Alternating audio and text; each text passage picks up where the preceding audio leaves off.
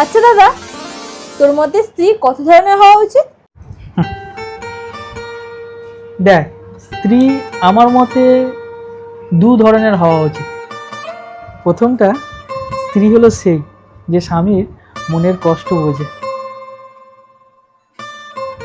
স্বামীর যেন সবসময় পাশে থাকে, স্বামীর সুখ দুঃখ এমনকি হাসি কান্নার মধ্যেও যেন তার সাথে থেকে সেটা শেয়ার করে নেয়। वाह क्या मुस्कुराहट है। এমনকি স্বামীর ওপর যদি কোনো অভিযোগও থাকে সেটা যেন নিজেদের মধ্যে অ্যাডজাস্ট করে নেয়, স্বামীর ওপর কখনো যেন না রাগ করে।